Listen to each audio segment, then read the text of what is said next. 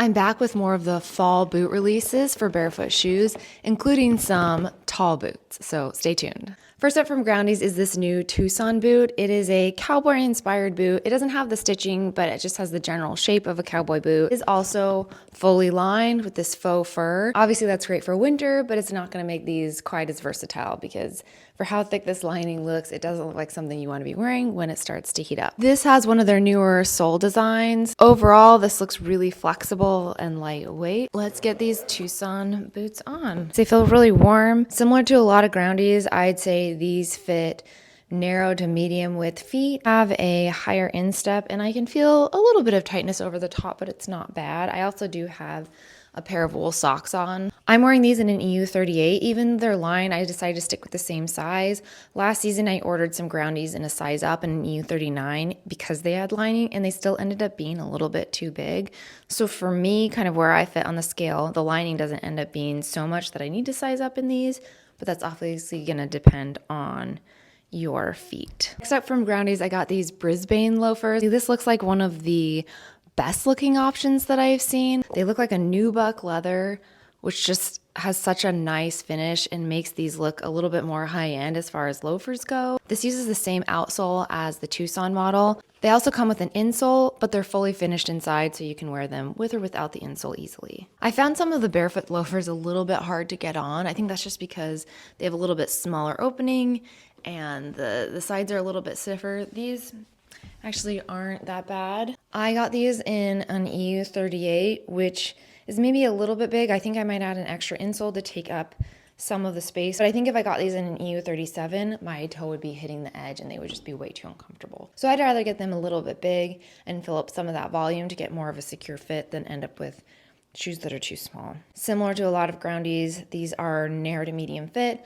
I would say if you take out the insole, these could be high volume. I am feeling like a little bit of pressure right here. That might actually help if I do add an extra insole to kind of get my foot up a little bit so I'm not hitting right here. But overall, I think these look super nice. Moving on to Shapen. Shapen also has come out with a cowboy inspired boot. It's a taller boot and it has a lot of that detailed stitching that you'd see on a classic cowboy boot.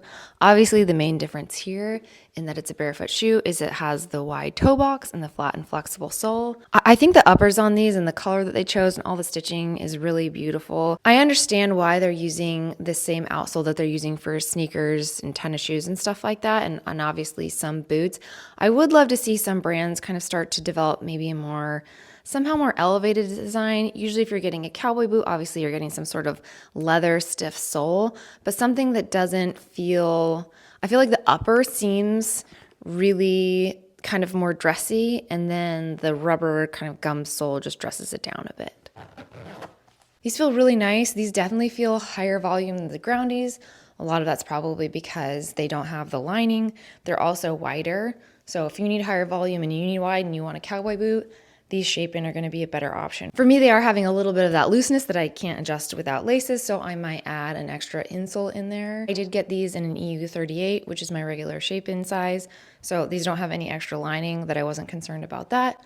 But again, I might just have to kind of put that extra insole in there to adjust it and make it a little bit more snug so I don't move around so much. Next up is from Lang S. If you are looking for a very warm everyday boot, these Den boots look like they're going to be great. They're fully lined. Overall, they just look like a really great everyday boot. These Lang S boots use the sole that they use for a lot of their sneakers and some of their boots. So they feel more like a regular barefoot shoe in that they're a little bit lighter and more flexible and have more ground feel than the combat boot style that they have. Overall, these are a really good fit for me. I sized up to an EU39 to take into account that thicker lining, and that was the right choice here. I feel like I have great toe space. They feel, even with my higher instep and the lining, these feel really comfortable. That's one issue that I have kind of run into when boots start to be lined, is that they start to feel really tight over the top of my foot, or even just that they don't have a lot of toe space. So these have done a really good job of maintaining all of the volume with that extra lining. So these feel really, really great. Kind of like I just said before, of a really great everyday warm boot. And finally, to close it off, I got the Lang S combat boots in brown. I love the ones in black. I think these have some of the best styling for barefoot shoes out there. So I wanted to try them in brown.